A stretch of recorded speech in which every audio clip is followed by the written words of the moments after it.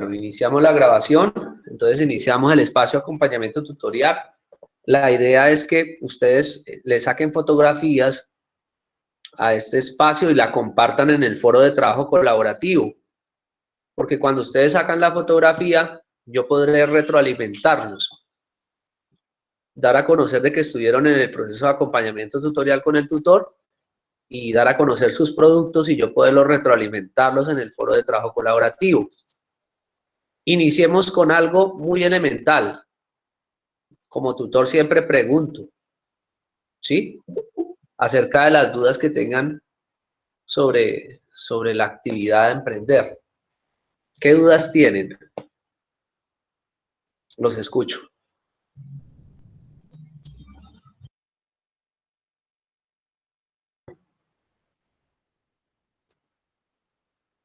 ¿Tienen alguna duda sobre la actividad? Una pregunta o algo, iniciemos ahí, partamos de eso. Profe, Buenas noches. Disculpe un momento, es que no le escucho ahora que estaba hablando. Entonces voy a salir de acá de la reunión y me voy para el segundo piso a cambiar de computadora a ver si de pronto es Listo. Acá que tengo problemas con el internet, ¿listo? Entonces Correcto. me salgo, pero ya ahorita vuelvo e ingreso. Bueno, la idea es que la fase que vamos a iniciar se llama diagnóstico contextual. Profe. Sí, escucho. Yo tengo una duda. Después de realizar la aplicación de los 3 instrumentos, dice que realizar el diagnóstico. No comprendo muy bien esa parte. Bueno, ahí vamos. Bueno, resulta que antes de emprender una acción o emprender algo en una comunidad, lo primero que debemos hacer es conocer la comunidad. Ustedes van a emprender acciones simuladas.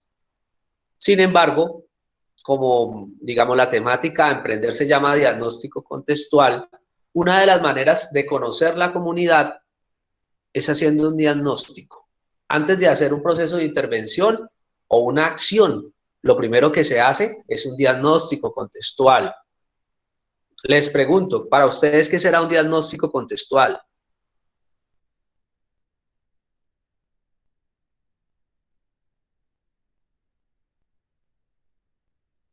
Sí, ¿qué es un diagnóstico contextual? ¿Me escuchan?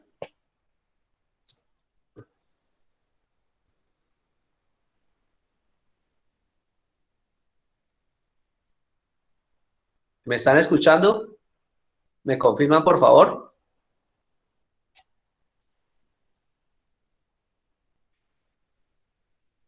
¿Me confirman, por favor? ¿Escuchan? Yo sí, profe.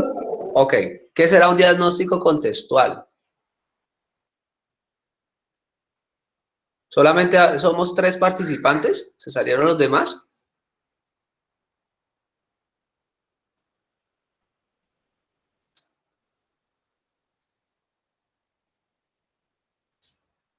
Profe, pues el diagnóstico creo que lo tenemos que hacer con base a la aplicación de los instrumentos, pero pues no sé exactamente cómo hacerlo. Bueno, pero cuando hablamos de diagnóstico, ¿a qué nos referimos? ¿Qué será un diagnóstico?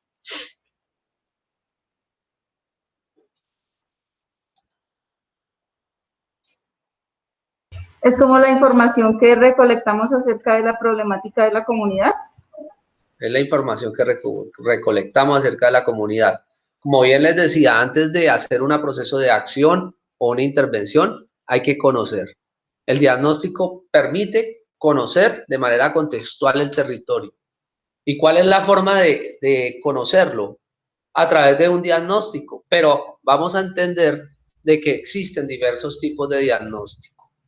Ubiquémonos en la psicología social comunitaria, porque también ustedes han visto que existe el diagnóstico clínico.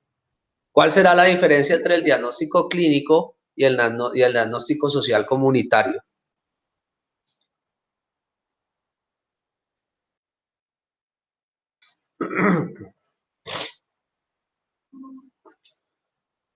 Si la pregunta es, si hablamos de diagnóstico, ¿cuál será la diferencia entre diagnóstico clínico y diagnóstico social comunitario?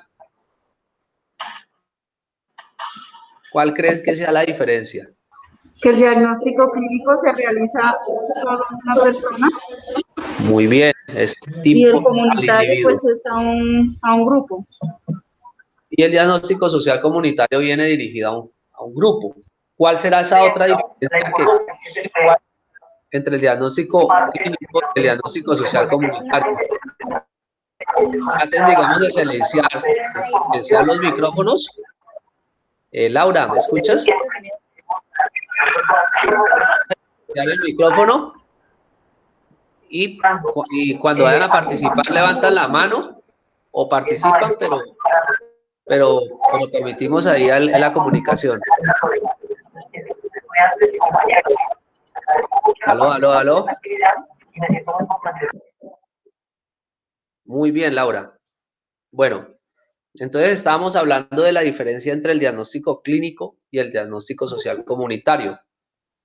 Por ahí me decía Yasmín, Lady Yasmín, que la diferencia radica en que el diagnóstico clínico se relaciona más con el individuo, ¿sí? Y decía también que el diagnóstico comunitario se relaciona más con el grupo. Bien es cierto lo que acaba de decir Lady. Sin embargo, hay otras diferencias que existen entre el diagnóstico clínico y el diagnóstico social comunitario. ¿Cuáles serían esas diferencias?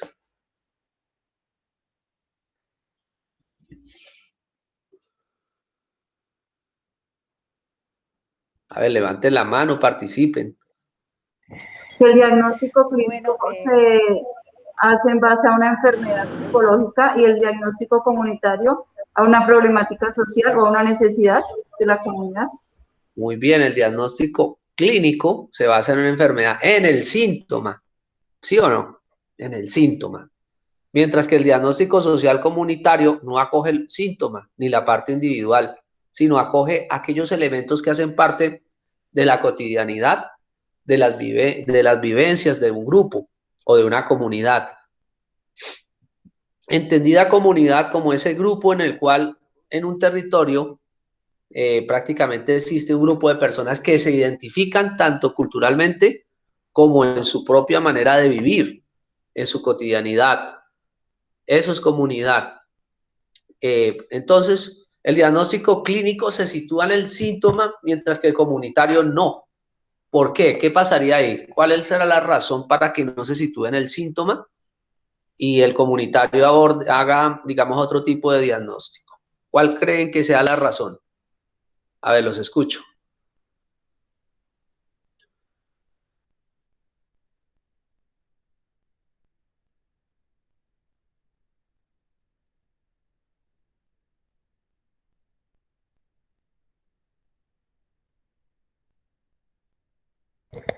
Profe, ¿me puede explicar, repetir la pregunta? ¿Me hace el favor? Bueno, ¿cuál será la razón por la cual el diagnóstico clínico se sitúa en el síntoma y el comunitario no? ¿Por qué? ¿Qué pasa ahí?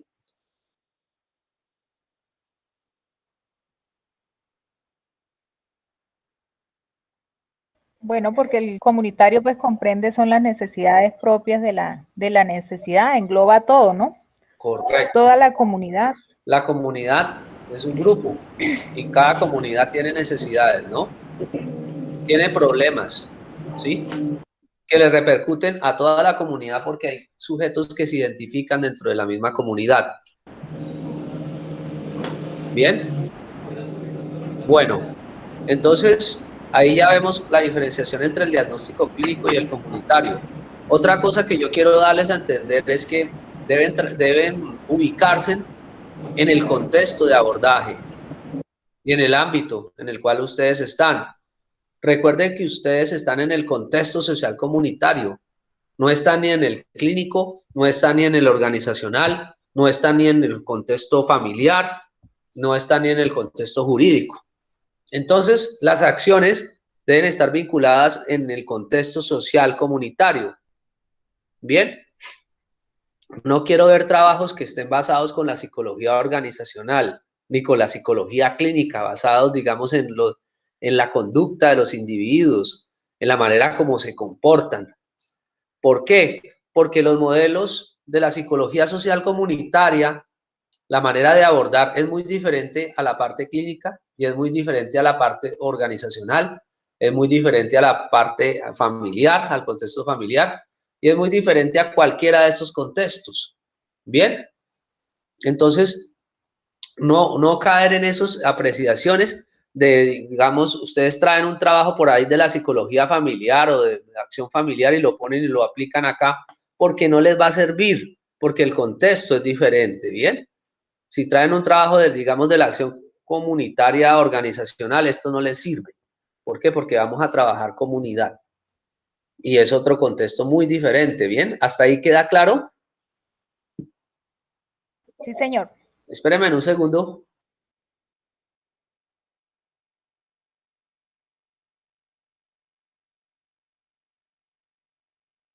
Bueno, entonces, como antes de hacer un proceso, una acción, antes de hacer una acción o una intervención, hay que conocer. Y la mejor manera de conocer es realizar un diagnóstico contextual. Entonces, diagnóstico de por sí nos induce a indagar, ¿no? A utilizar instrumentos. Pero cuando hablamos de diagnóstico contextual, estamos hablando de algo muy fundamental como lo es el contexto. ¿Qué es el contexto para ustedes? ¿Cuál será el contexto? ¿Por qué diagnóstico contextual? Les pregunto como para seguir la ruta. Es el entorno donde se desarrolla la problemática, donde se encuentra la comunidad que vamos a trabajar. Muy bien, el entorno, ¿ok? Creo que yo ya les pedí la grabación, ¿cierto? Estamos grabando. Bueno, recomendaciones. Entonces, cuando hablamos de diagnóstico contextual, estamos hablando del telón de fondo. Y el telón de fondo es la realidad, es el contexto, lo que se vive dentro de esas comunidades, ¿sí? Es acercarnos a esa realidad vivencial. Y una de las mejores maneras de acercarnos es a través de un proceso de diagnóstico. Bien, ¿hasta ahí quedó claro? Entonces, ¿cuál es la diferencia con los demás enfoques? Los enfoques psicológicos cognitivo, conductual, psicoanálisis y todo eso. Que la psicología social comunitaria tiene un precedente a nivel de Latinoamérica. Ya ha creado sus propios modelos. Y es una psicología que parte de la psicología de liberación que habla Martín Baró, que se diferencia mucho de los discursos eurocéntricos. Ahí cuando hablamos de discursos eurocéntricos estamos haciendo énfasis en que muchos, digamos, de los enfoques vienen de Europa, ¿sí? Por ejemplo, el psicoanálisis, ¿qué hace cuando hace un proceso de abordaje? Se centra en el individuo o en la cultura, pero asume una posición neutral, sujeto-objeto, la relación del otro, ¿sí? Acá en la psicología comunitaria no vamos a abordar esa relación binomial, ese binomio de sujeto-objeto, sino lo vamos a ver como un sujeto, que son ustedes los psicólogos, frente a una comunidad que no es objeto de estudio, sino es sujeto de estudio y de intervención. ¿Qué quiere decir? Que las personas que viven en la comunidad no son objetos, como ha creído, digamos, la psicología eurocéntrica que viene de Europa. Entonces, aquí vamos a asumir, digamos, un proceso de acción.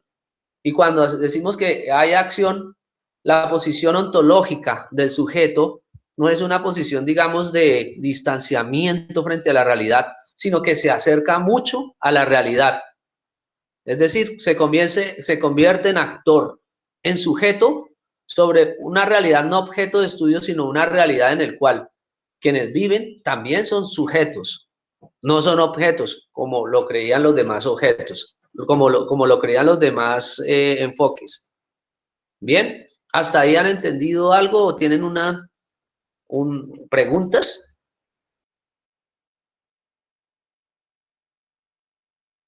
A ver, ¿qué entendieron? Por ejemplo, cuando yo les hablo de la posición ontológica del sujeto, el sujeto vienen a ser ustedes los psicólogos, que se convierten en actores, y también las personas que viven en la comunidad. ¿Hasta ahí entendemos? Entonces ahí ya ustedes no van a emprender acciones externalistas, es decir, con una mirada neutral, sino que ustedes se introducen dentro de la comunidad y piensan como la comunidad y comienzan a generar acciones dentro de la misma comunidad. Necesito escuchar a ver qué entendieron de lo que acabé de mencionar.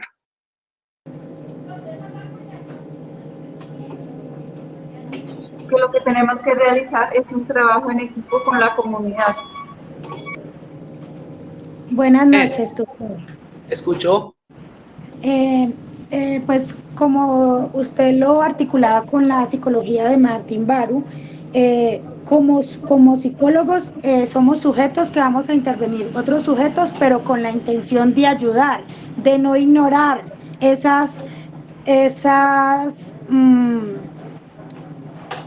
ay, se me ve.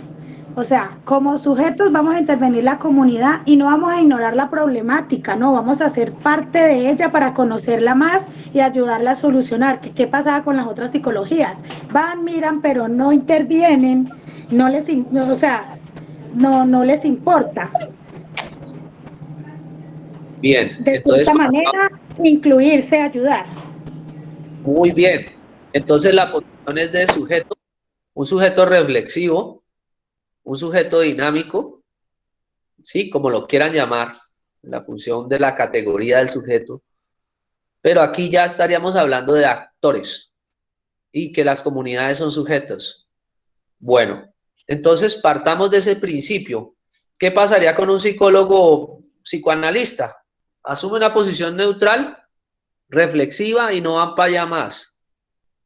Un cognitivo al igual. ¿Por qué? Porque el cognitivo habla de los enfoques, de las estructuras, o sea, de los esquemas. Y el cognitivo asume el esquema individual. Resulta que también hay esquemas sociales y esquemas culturales, ¿sí? Que se abordan desde la cultura y desde la parte social, no tanto de lo individual. Entonces, por eso es que muchas veces esos enfoques como el cognitivo, el psicoanálisis, llegan hasta cierto punto y no entienden qué es una acción en la psicología social comunitaria. La idea es que aquí en Latinoamérica se han generado enfoques diferenciales y se han generado modelos como son los modelos de la psicología social comunitaria. ¿Ustedes conocen alguno de esos modelos?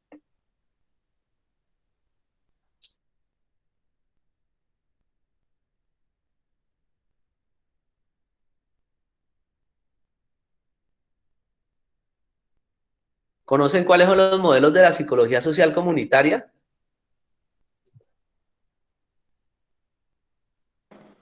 Conozco algunos, el ecológico, el de fortalecimiento y bueno, esos dos me vienen por el momento, el de fortalecimiento o empoderamiento que propone Maritza Montero y el ecológico de Brenner. Muy bien. Entonces, existen modelos como son el modelo de bienestar, que lo vamos a ver, ¿sí? Ustedes prácticamente van a hacer el diagnóstico, pero también van a elegir un modelo para continuar con las acciones. Ah, sí, ¿Escucho? Y también recuerdo el modelo de cambio social. Bueno, en este caso asumimos el modelo, digamos, si ustedes entran a la guía pedagógica, pues ahí encontrarán los modelos del curso. Entre esos, pues el modelo de redes hace parte de la psicología social, el modelo de bienestar y el modelo de apoyo, ¿sí? En la guía van a encontrar cuáles son los modelos que asume el curso y deben basarse en los modelos que el curso les está pidiendo. ¿Por qué es la importancia de esos modelos? Porque se trata de una psicología, de una tradición que ya ha llegado aquí a Latinoamérica, que ya se ha constituido desde la misma teoría de la liberación de los latinoamericanos. Por eso es que tenemos nuestra propia psicología, como es la psicología social comunitaria, que tiene las raíces pues en Martín Baró, Maritza Montero y otros autores que se han separado mucho de esa dicotomía binomial de sujeto-objeto para trabajar ya a través de acciones. ¿Hasta ahí entendemos? Sí, señor. Bueno, entonces ya tienen, ustedes ya entienden o deben tener claro de que primero que todo el contexto es social comunitario, no es organizacional, clínico, familiar, sino que es un contexto de la misma comunidad y tener claro que los enfoques o los modelos que vayan ustedes a implementar son los que pide el curso. Ahora bien, si vamos a emprender, digamos, les voy a explicar, ya hablamos del diagnóstico y para qué se diagnostica. Se diagnostica para conocer, para indagar. Entonces vamos a ir a los instrumentos. Les voy a compartir pantalla y les voy a explicar cada uno de los instrumentos. Ustedes ya los miraron en su grupo de trabajo colaborativo. Sí, sí, señor. Sí, sí, señor. Bueno, la idea es compartirle los instrumentos, explicarle que van a aplicar esos 3 instrumentos y en función de esa aplicación realizan lo que es un diagnóstico contextual. Les voy a pedir a cada uno de sobremanera que tomen fotografía del encuentro y que la compartan por favor en los grupos de trabajo colaborativo para que yo pueda retroalimentarles y le den a conocer a los demás compañeros de que estuvieron en el proceso de acompañamiento tutorial. ¿Bien? Sí, le sacan fotografía y la mandan al foro. ¿Tomarle pantallazo ahorita mismo? Muy bien, es una de las formas como de contagiar a los estudiantes. Yo hablo de contagiar en términos, digamos, no despectivo, sino que muchas veces ustedes están muy dormidos, no aprovechan los espacios de acompañamiento que les brindamos a veces los tutores. Entonces ahí ¿Lo publicamos en el foro? En el foro, muy bien. Entonces ustedes van a hacer que los otros se empoderen y comiencen a trabajar estos espacios que les estoy brindando, prácticamente una clase, ¿sí? Entonces, donde les voy a explicar los 3 instrumentos, pero mire que la asistencia, 2, 3, 4, 5, 6 personas no más de 140. Bien, ustedes son unos privilegiados porque van a poder escuchar la clase y van a recibir todo lo que las herramientas que les va a brindar el tutor. Bueno, les voy a compartir pantalla.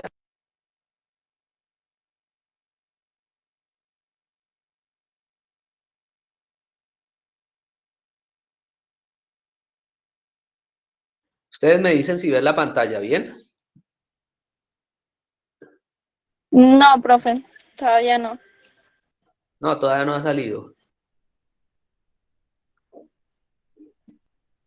¿Alcanzan a ver? Ya está cargando, Sí, ya. señor. Listo, entonces vamos a los instrumentos. ¿Cuáles son esos instrumentos que vamos a aplicar para poder hacer un proceso diagnóstico? El primer instrumento es el árbol de problemas. ¿Y qué es un árbol de problemas? Vamos a ver ese instrumento.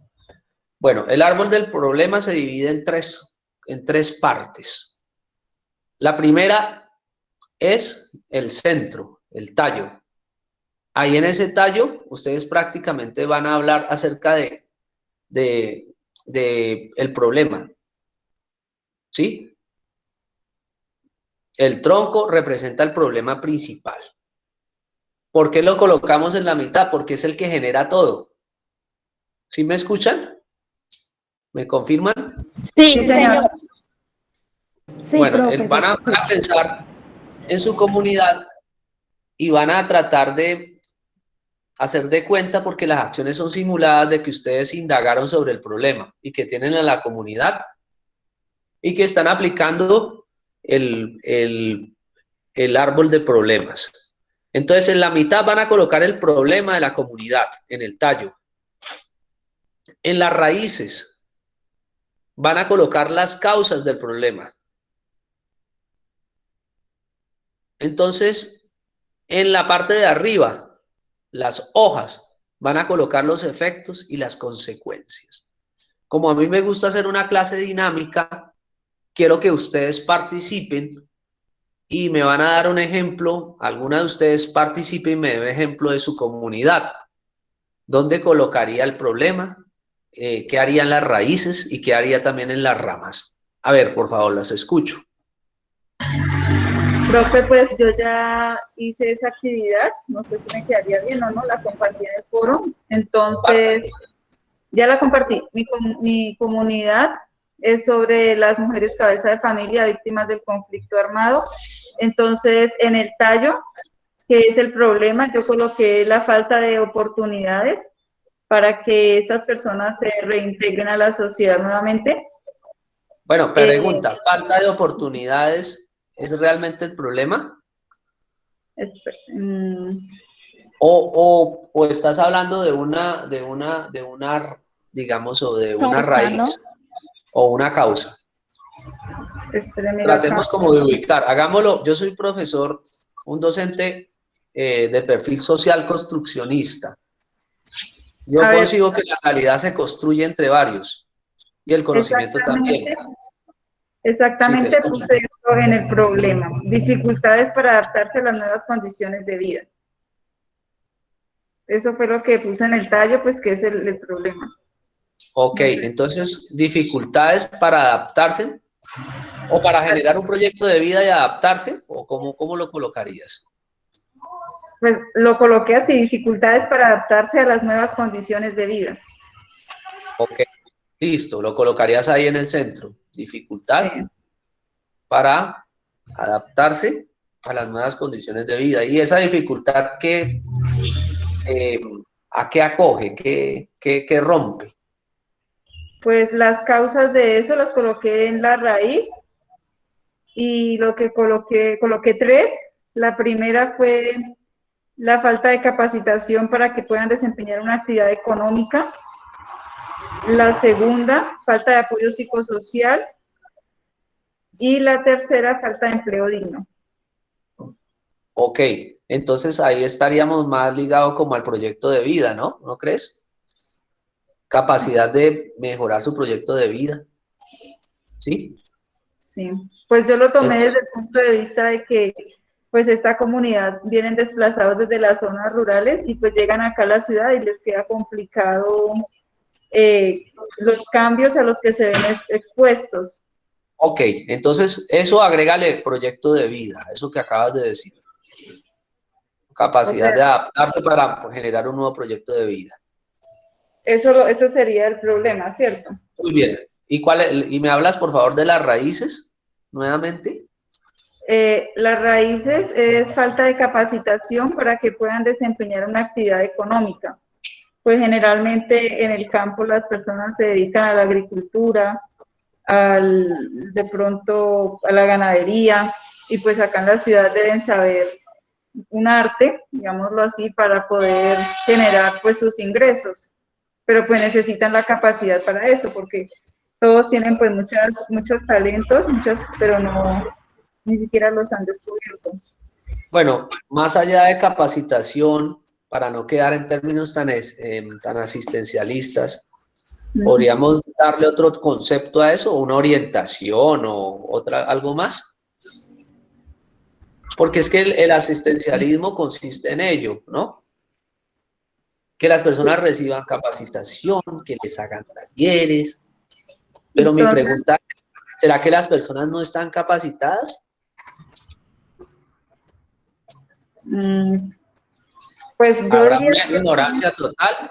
O sea, ¿todas las personas son ignorantes en sí para que las capacitemos? ¿O cada persona cuando habla de su vivencia tiene su propia experiencia personal y en la misma medida que habla de esas vivencias se pueden generar procesos mucho más fuertes que las capacitaciones? Claro, lo que de pronto tenemos que brindar es las herramientas. Muy bien, brindar herramientas. Digamos que estos son instrumentos de diagnóstico, pero ustedes les van a facilitar herramientas para fortalecer ese proyecto de vida. ¿Bien? Yo lo hablo porque es que conozco la psicología social comunitaria y conozco también cómo Colombia a veces se mueve, que siempre hacen unos proyectos de capacitación, llegan y les dicen el discurso, y luego se salen, manipulan la comunidad y se van, y realmente no se fortalece ese árbol. ¿Bien? Sí. Entonces, me parece muy bueno ese concepto que hablas de darles herramientas a las personas El rol del psicólogo en este caso es de facilitador y de orientador de los procesos.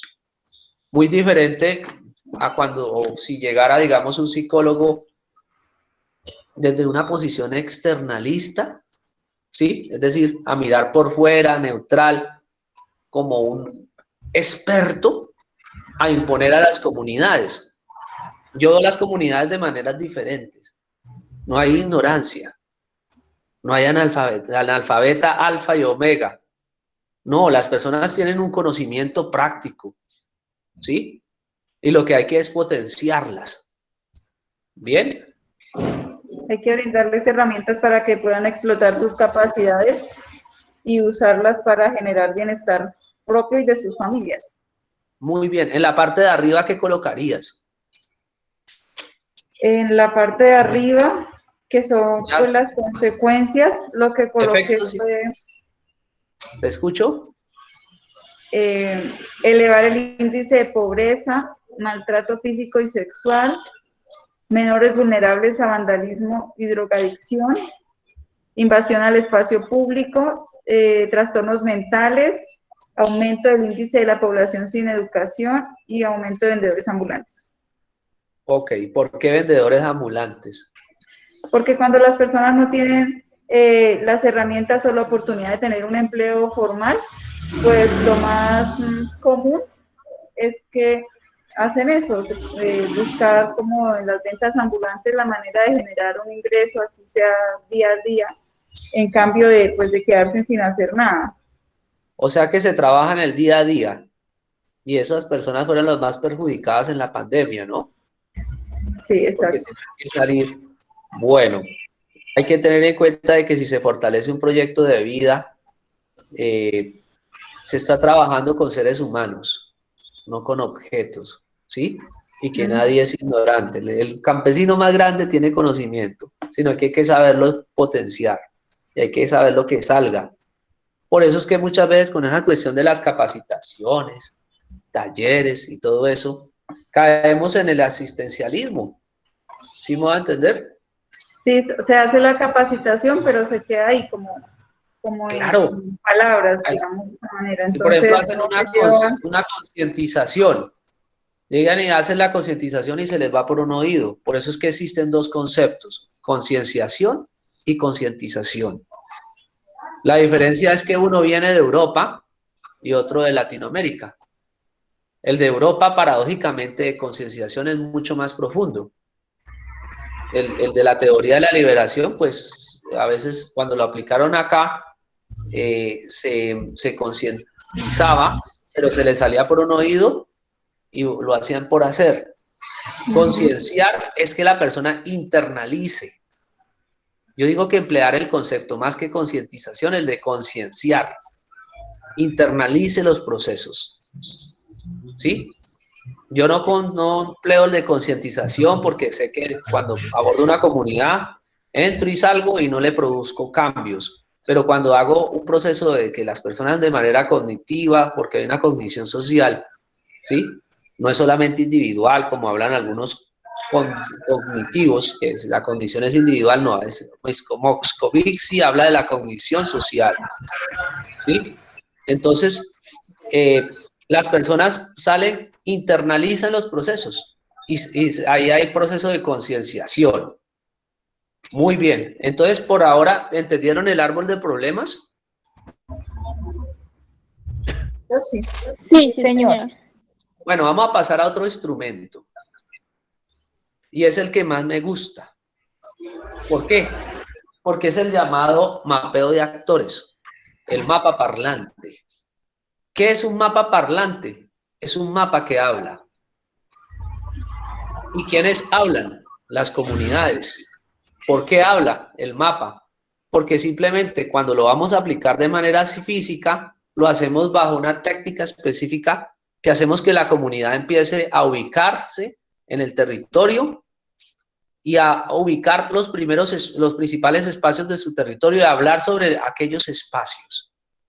Esta es una práctica profesional dirigida que yo hice como estudiante cuando era estudiante de la UNAT, de acá soy yo, y lo hice en un proceso de participación comunitaria. Bueno, mapa parlante. ¿Me leen, por favor? ¿Alcanzan a leer ahí?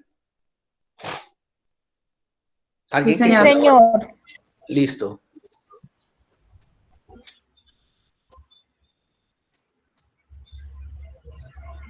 ¿Sí leen? ¿Lo leo? Sí, alguien que lea rapidito, sí. Dice, ¿quiénes hablan? Las comunidades. Mapa parlante. Hace hablar a la gente y expresa por sí misma toda la información que en ella plasma. Hablan por sí solos. Permite establecer un diálogo mediante la utilización de una representación gráfica de una zona específica y los recursos con los que cuenta, utilizando dibujos, figuras y objetos naturales, así como obtener información socioeconómica y cuantificar mediante el uso de diversos objetos locales. Muy bien. Entonces, vamos a graficar de manera ideográfica. Vamos a hacer que la persona hable, ¿sí? Entonces, un mapa parlante es una herramienta de diagnóstico participativo y permite que las personas conozcan su barrio, se conozcan a sí mismos y cómo están viviendo en sus comunidades. ¿Para qué sirven estos mapas parlantes? Permiten que las personas se den cuenta de cómo viven en comunidad, cómo viven en su barrio. Las personas pueden conocer cuáles son los recursos que cuentan en su barrio, en el cual habitan, qué problemas tienen y cómo viven esos problemas. Bueno, ahora sí vamos a cómo se grafica un mapa parlante. Por lo general, ¿yo qué hago? Cuando lo van a aplicar ustedes de manera física, porque recuerden que no todas las veces vamos a quedar en esta pandemia, ¿no? Algún día se va a acabar la pandemia y vamos a poder hacer encuentros físicos, teniendo fe, ¿no? Lo primero que yo coloco un papel craft y en la mitad coloco un topo, o podría colocar también la figura de un habitante del sector. El topo representa al habitante que va a empezar a recorrer su barrio y a ubicar los diferentes espacios más significativos del barrio. Por lo general, para hacer un mapa parlante, se inicia por la mitad y luego acogemos el sentido de las manecillas del reloj. Las manecillas del reloj se desplazan de izquierda hacia derecha, ¿sí? En este caso, el rol del psicólogo es de facilitador. Entonces se hace un semicírculo alrededor del papel, en este caso papel craft, y el mediador les indica que en el punto centro del papel coloquen o dibujen el referente ideográfico de un topo, el cual simboliza la imagen de un habitante que desea trabajar por su barrio o sector.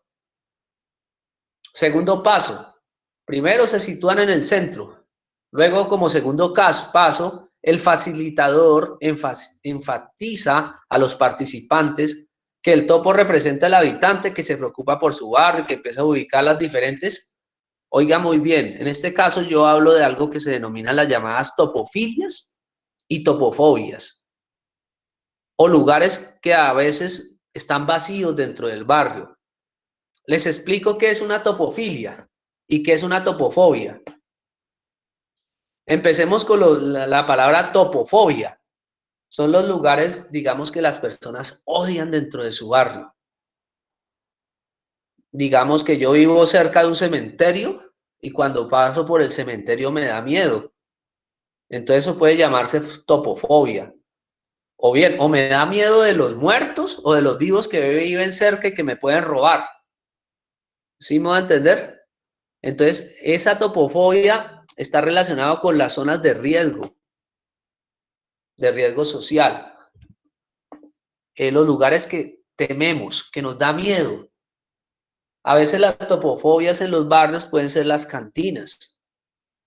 Para algunos será una topofilia, pero para los que viven dentro del barrio se convierte en una topofobia porque muchas personas externas al barrio llegan al barrio y empiezan a tomar y a formar problemas en la noche o a no dejar dormir. ¿Bien? ¿Y qué son las topofilias? Son los lugares filiales que la gente acoge. Entonces, son los lugares, digamos, que tienen sentido para los habitantes de un barrio o sector. ¿Y cuáles son esos lugares? Las juntas de acción comunal, cuando son funcionales, se les puede llamar topofilia. Si no son funcionales, se les llamaría topus vacío. Es decir, que no tienen sentido ni significado para los habitantes del barrio cuando una junta de acción comunal no es funcional. Entonces ubicaríamos en ese mapa las topofilias, las topofobias y los lugares vacíos. ¿Cuál puede ser una topofilia? Como topofilia también podríamos tener en cuenta la iglesia, una iglesia que se sitúa en el barrio, que hace labor social, que es el terruño, y el parque cuando es funcional y no está vacío. Porque por lo general los parques, cuando están solos, se convierten en topos vacíos o en topofobias. ¿Por qué? Porque ahí cuando está el parque solo, no tiene significado, la gente no se empodera del parque, llegan los ladrones a fumar marihuana, ¿sí?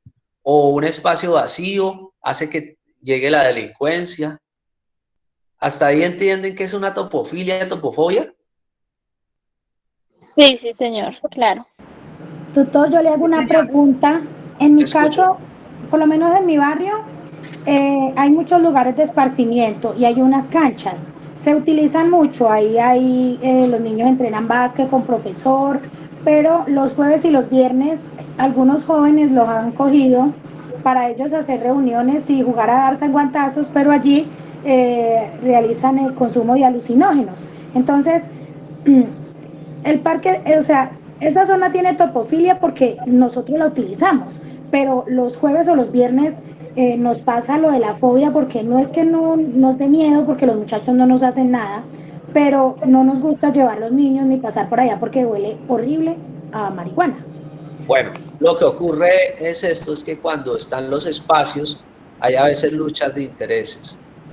Las tribus urbanas, por ejemplo, son galladitas de pelados que se... O sea, no quiero ser prejuicioso contra las tribus urbanas, ¿no? Porque tienen una razón de ser dentro del mismo contexto y la territorialidad. Sin embargo, ¿qué ocurre con estos jóvenes? Tratan de ser territoriales y ganar los espacios que son para el barrio. Sí, ellos no son ni de por acá, se citan y acá llegan a darse guantazos, es un deporte para ellos, pero la realidad es otra. Claro, es un deporte para ellos, pero también fuman marihuana, ¿no? Si lo hicieran de manera adecuada, pueden dar los puñetazos con los guantes. Pero cuando se forman peleas con cuchillos, deja de ser un deporte, bien. ¿Cómo se pondría entonces ese lugar? Lo que son lucha de intereses, ¿no? Por la gente que realmente quiere su barrio y genera estrategias para que no se conviertan en espacios vacíos o para que se conviertan en espacios para que esos grupos adquieran, digamos, esa territorialidad y se tomen el espacio. Eso depende de la Junta de Acción Comunal o de la misma comunidad que permita eso. ¿Sí? Ustedes por lo general deben empoderarse de los espacios, la comunidad debe empoderarse y generar actividades deportivas. ¿Sí? Por eso les decía que una cosa es que se den golpe y otra cosa es que van a fumar marihuana. No, vea, aquí la comunidad está empoderada, se llama a la policía y se utiliza demasiado. O sea, en mi barrio utiliza, se hace lo de Pereira, nos tiene Capital del Eje, entonces se hacen aeróbicos, como le digo, hay un juego de básquet y las familias salen. O sea, ya la verdad es que la comunidad como que sale y trata de no prestarle atención a los muchachos, aunque en estos últimos días he notado que se están como retirando, de pronto por lo que usted dice, al ver que la comunidad salió. Lo que pasa es que con la pandemia se les dio como la oportunidad por lo que quedaba solo, pero como ya todo el mundo volvió a salir, de pronto se soluciona como así. Esto pasa igual que los delincuentes, ¿no? Cuando la comunidad está organizada, cuando los delincuentes atacan de manera organizada, pero cuando la comunidad se organiza, se le adelanta al delincuente. ¿Sí me va a entender? Bueno, entonces no es que los chicos sean delincuentes, porque ellos pueden tomar sus espacios para montar patineta o hacer lo que quieran, pero deben tener en cuenta que son espacios compartidos con abuelos, ¿sí? Y que es un espacio comunitario, no para bandas. Bueno, entonces pasamos a la técnica. Pasamos siempre la mitad. dividimos el papel en 4 cuadrantes, primer cuadrante, segundo cuadrante, tercer cuadrante y 4 cuadrantes. Digamos que en el primer cuadrante, donde podríamos decir que hay algo urgente e importante. Urgente, pues digamos la Junta de Acción Comunal, cuando es funcional, e importante también. Si existe Junta de Acción Comunal que funcione de manera adecuada, aunque a veces es utópico, pero hay juntas que sí lo hacen de manera adecuada, se puede convertir en una topofilia. Urgente e importante, la iglesia, lo que ustedes quieran colocar ahí como topofilia. ¿Bien? Ahí lo que deben hacer es que las mismas personas deben ubicar dentro de la misma comunidad. La idea es que las personas asuman el sentido de las manecillas del reloj para ubicar las topofilias y topofobias. No necesariamente la topofilia va a estar en el primer cuadrante, segundo cuadrante, tercer cuadrante. Pues la misma comunidad es la que le debe dar sentido a eso, de acuerdo a la manera como se ubica espacio-temporalmente en esa realidad y comienza a plasmar a través de un dibujo. Entonces, digamos que en el cuadrante 2 mostraron las topofobias. No necesariamente tiene que haber la topofobia en el cuadrante 2, ¿no? Entonces, la gente comenzó a dibujar las zonas de riesgo del barrio, la casa que asustan, los ladrones, ¿sí? Pero lo está haciendo siempre buscando el sentido de las manecillas del reloj. Las manecillas del reloj parten del centro y luego comienzan de izquierda hacia derecha a dar vuelta, ¿sí? En el cuarto cuadrante, digamos que ahí ubicamos los topos vacíos, los espacios vacíos, que la gente considera que no son urgentes y que no son importantes, pero que realmente no son urgentes ni importantes porque la gente no le ha dado valor y le ha dado significado a ese espacio. Y ahí es donde la comunidad pierde su marco de referencia, porque pierde espacios y no le dan significados a esos espacios que deberían dárselos. ¿Sí? En cualquiera de estos cuadrantes pueden ubicar los topos vacíos dependiendo de la comunidad. ¿Hasta ahí han entendido? Lo ideal es que sigan el sentido de las manecillas del reloj. ¿Entienden? Sí, señor. Aquí hablan que son las topofilias. Una topofilia es conjunto de relaciones emotivas, afectivas que unen al hombre con un determinado lugar, siendo este su vivienda, su barrio, su pueblo, la ciudad que habita. Hay un autor que se llama Yi Fun Tuan, que es un geógrafo chino, y él habla acerca de las topofilias y de las topofobias. Él dice que una topofilia es el terruño, es como nosotros vivimos en ese espacio y lo hacemos nuestro, lo hacemos comunión, o sea, vivimos en el espacio y hace parte de nuestra vida y le damos significado al espacio como un lugar emotivo. ¿Hasta ahí entienden? Y las topofobias, viene la palabra topo, significa lugar, filium, familia, significado contextual, lugar o sitio de encuentro. Topofilia, eso sería topofilia, lugar o sitio de encuentro. Pero ¿cuáles serían las topofilias? Juntas de acción comunal, ¿sí? Los colegios, puede ser una topofilia. Una topofilia en un barrio puede ser la biblioteca, ¿sí? Etcétera, etcétera, las escuelas. Eso depende del barrio, ¿bien? Me disculpan. Y las topofobias son los lugares que producen miedo, malestar, zonas de riesgo. ¿Cómo pueden hacer ustedes el mapa parlante? Como ustedes van a hacer una acción simulada, pueden utilizar el programa de Google Maps y sacarle una fotografía al sector y ubicar las topofilias y topofobias en lugares vacíos. Lo pueden hacer siguiendo el sentido de las manecillas del reloj o ubicando en el sector de acuerdo a la calle. Aquí sí, aquí creo que hay una topofobia, aquí hay una topofilia. Le harían convenciones. ¿Saben qué es una convención, cierto? ¿Saben qué es una convención? Como poner una imagen y lo que representa o algo así. Muy bien. Y esa convención está al lado derecho, pero la enmarcan ahí en el mapa. Topofilia representaría el corazón. Ahí ubican el corazón. Las topofobias, los lugares de riesgo. Ahí estarían las convenciones. Hacen el mapa, le hacen convención y las ubican ahí en el sector. ¿Hasta ahí entienden? Sí, Véanlas. señor. Utilizando el Google Maps. ¿Hasta ahí entendieron? Profe, yo lo hice así. Profe, entonces utilizando... ¿Sí, escucho? Utilizando Google Maps para ponerlos por los cuadrantes, ¿sí se puede hacerlo? ¿O no necesariamente tiene que ser por cuadrantes? Pues en el cuadrante es más para el físico, para el real. Pero como ustedes no lo van a hacer así, cuando estén con la comunidad, lo hacen siguiendo el sentido de la manecilla del reloj. Pues se paran en el centro, luego parten al 12, a la 1, colocan lo que encuentren dentro del barrio como topofobia, hasta que la gente haga el mapa. La cuestión es que físicamente la gente habla, ¿sí?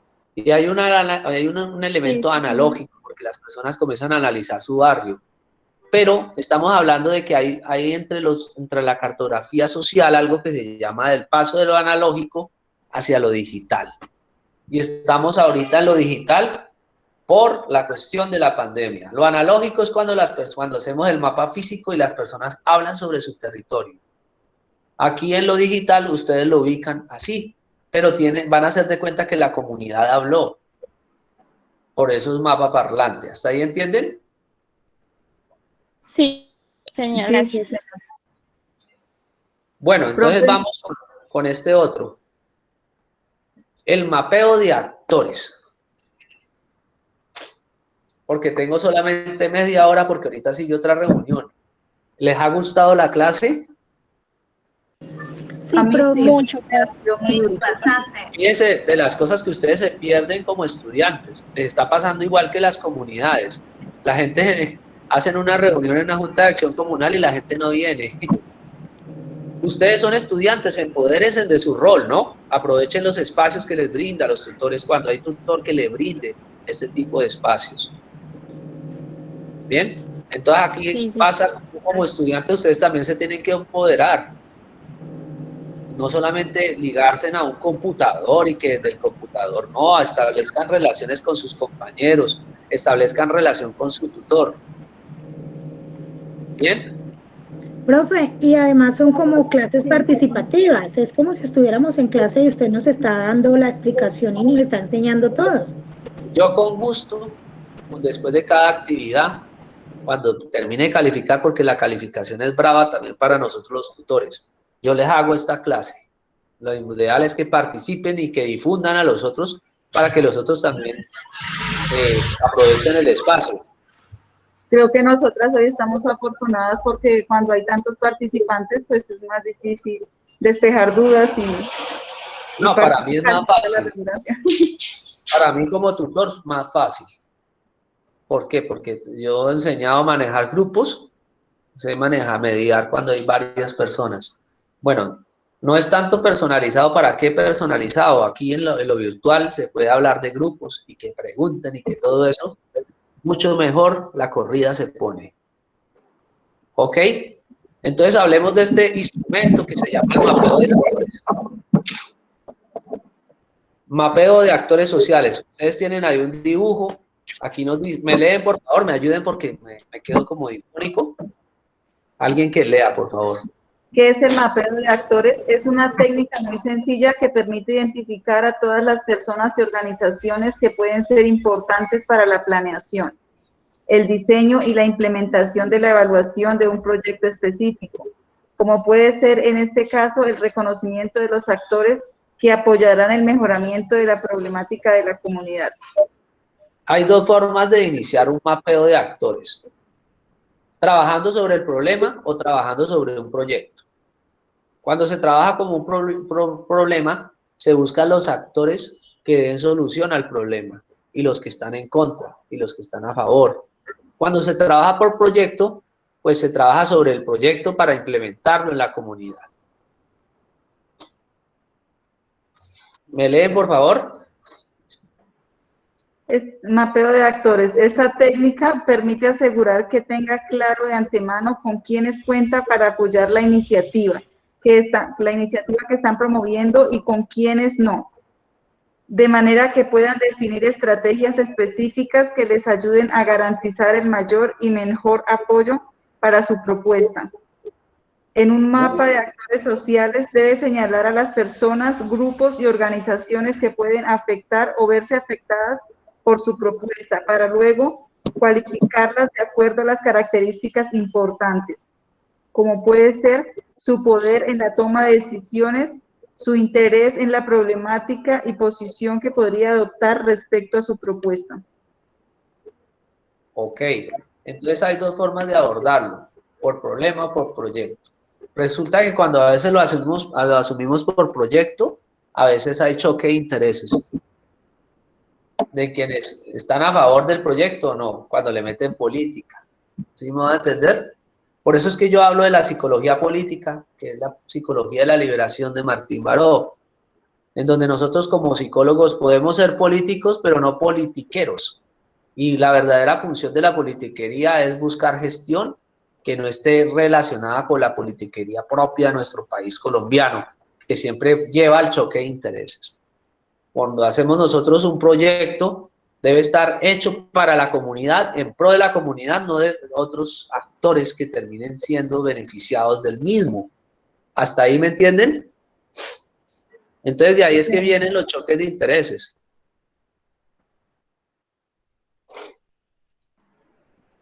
A ver, alguien que lea. Esa sí está demasiado pequeña la letra. Metodología, pasos. Primero, especificar el tema. Antes de definir quiénes son las personas, grupos, organizaciones en los que estamos interesados, deben saber cuál es el tema o problema que los convierte en actores relevantes para su trabajo. En este caso, se confrontará la funcionalidad y la actuación del grupo en la comunidad. 2. Identificar los actores sociales. Para realizar esta tarea, deberían hacer varias actividades que requieren trabajo en equipo e investigación. Listar, categorizar, mapear los actores sociales. Ok, entonces vamos a buscar los actores. Y lo primero que se hace es identificar un problema. Y a partir de ese problema sabemos con qué de esos actores podemos contar y quiénes no. ¿Sí? Porque, digamos, dependiendo del problema o dependiendo de las vivencias, habrán actores que van a ayudar y hay otros que inclusive de la comunidad les va ni les viene. Son indiferentes. Bueno, entonces, alguien que me lea y lo vamos analizando, que nos queda ya poquitos minutos. Por favor, colaboren que esto es interactivo. Me gustan los estudiantes que participan. Profe, es que yo no veo bien esa letra pequeña, por eso no veo. Bueno, ¿Ustedes ven ahí? ¿me escuchan bien? Sí, Sí. correcto. Listo. Mapeo de actores. 1. Según los intereses de cada actor, deben empezar a armar grupos de actores según los intereses que tengan en común. Si un actor tiene intereses en común con más de un grupo, hagan una nueva tarjeta y ubíquenla en el grupo correspondiente. 2. Cuando se hayan organizado los grupos, asígnale un color y un título a cada grupo y escriban nuevamente los nombres de los actores en tarjetas del color correspondiente. 3. Escriban el nombre de su propuesta en el centro del tablero y tracen líneas que salgan de ella como en una estrella, que correspondan a cada uno de los grupos identificados. 4. Ubiquen las tarjetas de los actores sobre las líneas correspondientes, organizándolas del centro hacia afuera según sean más o menos importantes. Y pues en la imagen dice, escriban los nombres de todos los actores en tarjetas y ubíquenlos en una mesa. Ok, si ustedes hacen esa estrella o el plano cartesiano, como lo quieran llamar, vamos a elegir actores, vamos a tratar de buscar un problema. Dígame en un problema cualquiera. En mi comunidad, por ejemplo, el consumo de... A ver, uno solo. Bueno, en mi comunidad por lo menos yo voy a trabajar el problema del mal manejo de las heces de los perros, Muy bien. que yo creo que es muy común en muchas comunidades. Solo que en la mitad, ¿no? El problema. Bueno, Listo, te escucho. bueno, en mi caso estoy trabajando lo que es contaminación de un río que pasa, pues cruza todo el barrio, el sector, entonces es la contaminación que hay y sumado a eso la inseguridad que hay porque en horas de la noche llegan consumidores de alucinógenos a este sector, entonces pues ha traído gran inseguridad en el sector. Muy bien, para cualquiera de los problemas que ustedes han hablado, van a ser grupos y a cada grupo le dan un color. Seleccionemos un grupo que son las personas que están a favor de nosotros o las instituciones. Dígame en un color cualquiera para aquellos que puedan dar solución al problema. Verde. Azul. Verde, verde, muy bien. Verde. Verde, vamos a llamar a los que van a dar solución a los de los problemas del agua o a los problemas de los perros. Bien, entonces hay unos actores y hay también instituciones. Los actores también son instituciones, porque a través de las instituciones vamos a generar gestión. ¿Quiénes pueden estar ayudando, digamos, a la cuestión del acueducto, de los problemas de ambiental que menciona la estudiante? La junta, La Junta puede de ser la Acción junta, Comunal, ¿no? Bien. el cuadrante, porque es que hay multas, por lo menos en mi caso, hay multas para eso, entonces yo creo que la Junta de Acción Comunal, el cuadrante que nos queda aquí muy cerca,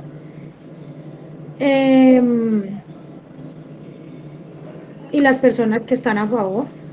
Muy bien. Eso lo van a colocar en verde. Eso lo van a colocar en verde, al igual que los perros. Profe, por lo menos acá donde vivo, hay una entidad pues del departamento que se llama Corponor, que es la encargada de vigilar todo lo que tiene que ver con el medio ambiente, ¿no? Entonces, muy bien, esa sería una institución para gestión. Pero también hay otros actores que no están de acuerdo y otros que son indiferentes. Los que no están de acuerdo, lo vamos a colocar ¿de qué color? Rojo. Ahí están ubicados arriba los rojos, no importa dónde esté ubicado en esa gráfica. Los rojos son aquellos actores que no les conviene que trabajemos el problema. Por ejemplo, en el problema, si es un problema socioambiental, ¿a quiénes no les conviene? A las empresas. Los que distribuyen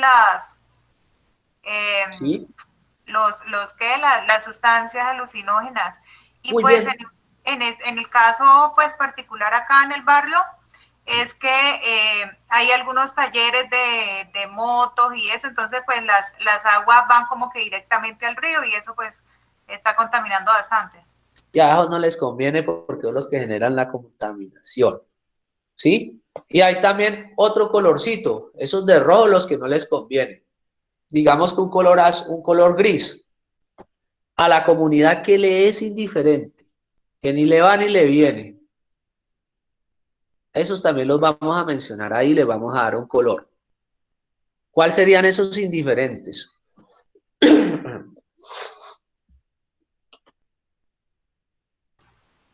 Las personas del mismo sector, ¿no? Los que Sí, a eso, muy bien, a eso se le llama a veces la nebulosa del barrio, o la sombra del barrio, lo que no se ve. No le han dado trascendencia, no les importa.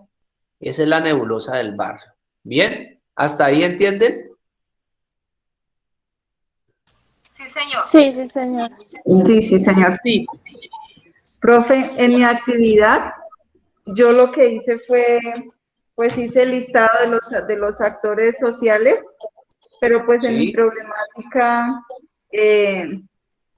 no coloqué, digamos, los que están a favor, los que están en contra, sino las personas que pueden colaborar, que pueden apoyar el proyecto. Esos son los que están a favor. A cada uno le puse un color. Por ejemplo, Colaboradores. en mi problemática puse la unidad de víctimas, Secretaría de Salud, Secretaría de Educación, el ICBF, la Policía Nacional, la comunidad interesada, el SENA y el DPS. Y lo que hice fue dividí el plano en 8 y pues los puse en orden de izquierda a derecha, Así pues, es. dependiendo como el... Y si ustedes buscan un instrumento ahí, le dicen mapeo de actores, eso tiene una forma de ubicar dentro del plano cartesiano, los que están a favor, los que están en contra, de acuerdo también a unos cuadrantes. Sí, ¿Bien? pues para mí todas esas instituciones están a favor del proyecto, o sea, pueden contribuir en mejorar esa problemática. Pues yo los ubiqué fue de izquierda a derecha, como las manecillas del reloj, dependiendo pues de la importancia que considero que tiene cada una en el desarrollo del proyecto. No sé si está bien así o mucho más. Así está bien. Bueno, la idea es que ustedes lo hagan y encuentren con quién pueden contar, con quién no, porque a veces hay choque de intereses. Como por ejemplo los del problema de contaminación a los talleres no les convenía, ¿no? ¿Sí? A los delincuentes tampoco les conviene que la gente se mueva. Por ejemplo, lo del parque. ¿Con quién puedo yo contar para empoderarme de ese parque? Con la iglesia, con el representante de la Junta de Acción Comunal, con el colegio. Entonces ya no se apoderan los gamines del parque y ya es de la comunidad. Porque por lo general, pues si practican un deporte que sea legal, no algo ilegal que se van a dar puños ahí, luego terminen aporreándose, ¿no? O fumando marihuana. ¿Sí? Si van a hacer lo que sea legal y que sea una competencia a nivel de barrio, a nivel de ciudad. Pero cuando traen, digamos, unos perros a que se agarren ahí en el parque, o más aún, colocan seres humanos a darse puños y no se sabe, pues eso es ilegal, ¿no? Que sea realmente una competencia y un deporte. Ahí ustedes pueden saber con quiénes cuentan y con quién no, quién se opone. Ahí se podría hacer también el mapeo de actores bajo esa función. ¿Hasta ahí quedó entendido? Sí, señor.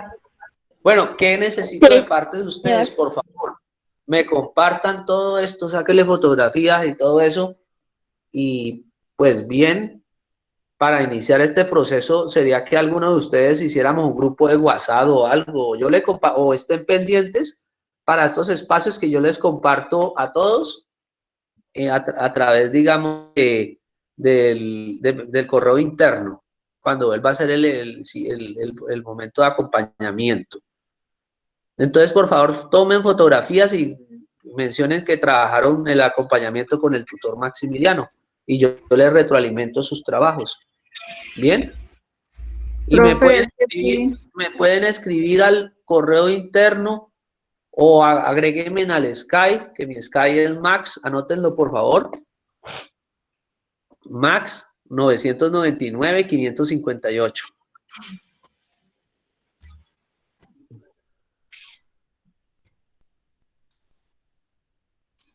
Les voy a compartir en estos días en el foro de trabajo colaborativo nuevamente el Skype, otros videitos que les voy a dar y voy a estar retroalimentándolos continuamente. ¿Hasta ahí entendieron? Porque es que ya me toca irme a una reunión. ¿Qué tal les pareció el encuentro?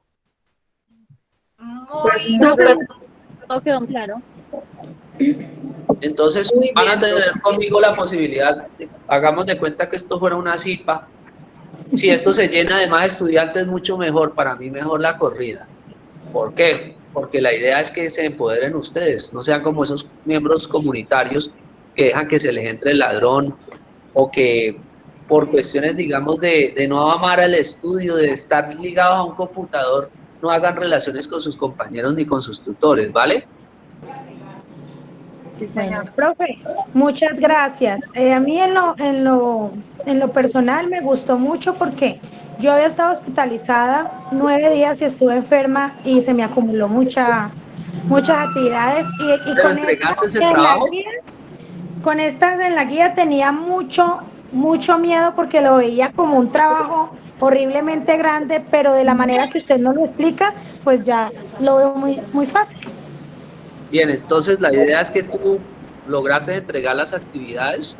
Sí, yo gracias a Dios no tuve que pedir plazo, me puse al día, voy muy atareada, pero en esta no había podido iniciar porque lo que le dije, la dejé como de última, porque yo la veía muy difícil, pero ahora que usted nos explica, es lo que yo digo, una cosa es uno ver el papel y otra cosa es aprovechar la clase donde nos retroalimentan, donde nos explican paso a paso, como lo hizo usted en esta clase o en este tutorial. Por favor, Para mí fue una difúndanlo para clase. que los otros aprovechen, porque entre Bueno, más, muchas como le gracias. digo, entre más corrida, mejor para mí la corrida en el sentido de que ustedes aprenden y que ustedes se empoderan. No se esconden en el computador a hacer un trabajo, sino que dialogan entre ustedes. Hay un proceso de interacción con el tutor. Muchas gracias. Tomen las fotografías y envíenlas al foro. Y me escriben al Skype. Tutor, ya mandé a tal foro de tal grupo de trabajo colaborativo. Y yo, si ustedes me escriben al Skype, yo entro a retroalimentar sus productos. ¿Bien? Profe, Bueno, pero para escribirle al Listo, Skype bueno, debe ser señor. en los horarios que usted atiende. ¿O no, ya? cualquier horario. No, yo recibo el mensaje y miro ahí. ¿Sí? Claro, yo tengo muchas actividades. Si yo pudiera tener todos los horarios para ustedes, muy bien. Porque me gusta, porque me nace, porque es mi pasión. Sin embargo, yo estaré mirando sus mensajes para poder retroalimentarles. Ustedes me colocan el foro de trabajo colaborativo, el grupo, y yo entro a retroalimentar. O sí, así es mi forma de trabajo, ¿bien? Entonces los espero ahí para que envíen los mensajes, que tomen las fotografías y espero que les haya servido este espacio de acompañamiento tutorial. ¿Bien? Sí, Entonces profe, me muchas despido gracias. para Muchas la gracias, próxima, tutor. para Muchas la gracias. próxima fase. Solamente participaron 2, 3, 4, 5, 6.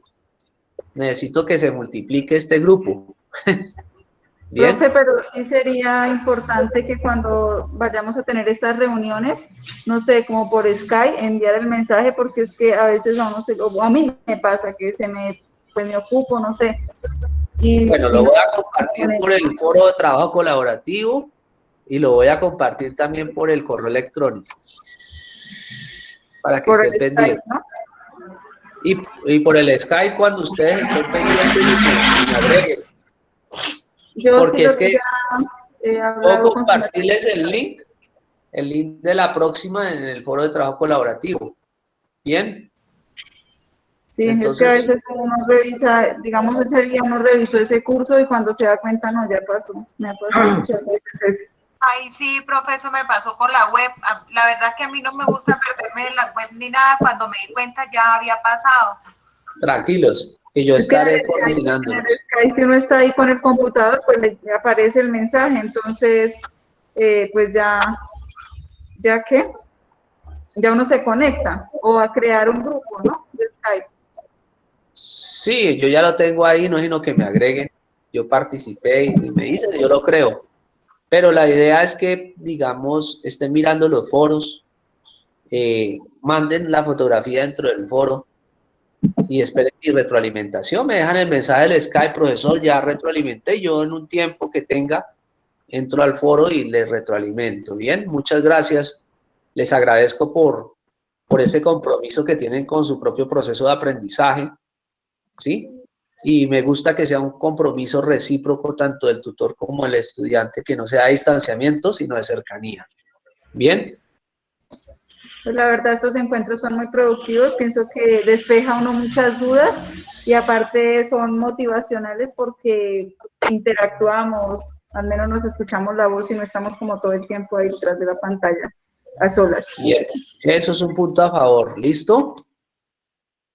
Listo. Entonces nos vemos porque sigo con otro grupo, así hasta las 11 de la noche. Bueno, Muchas profe, gracias. muchas gracias. Profe, Ok. muchas gracias por el espacio. Muchas Bueno, gracias. profe, muchas gracias. Que le rinda. Hay que compartir en los foros. Ya Hasta mismo luego, que Dios los bendiga. voy a compartir los pantallazos y pues la verdad yo no he dado inicio a las actividades porque es que Sí. estos días estoy participando en el programa de internacionalización con la UTEPSA y Sí. pues me han tenido así un poquito como que bastante cosadita de trabajo. Entonces, pues la verdad no he tenido así como que tiempo de revisar, pero ahorita voy a aprovechar un momento, voy a revisar bien y a empezar a compartir ya, hacer aportes. Muchas gracias, bueno, profe, ¿verdad? Muchísimas gracias. Muchas gracias y nos vemos en el próximo encuentro para que estén receptivos. Correo electrónico, revisen el correo interno del curso y revisen los foros. ¿Bien? Muchas gracias. Bueno, señor, muchas gracias. Hasta Voy a luego. finalizar, va a quedar la grabación. Si ustedes me envían, ¿cómo les explico? Voy a detener la grabación. Si ustedes me envían, ustedes todos tienen correo electrónico.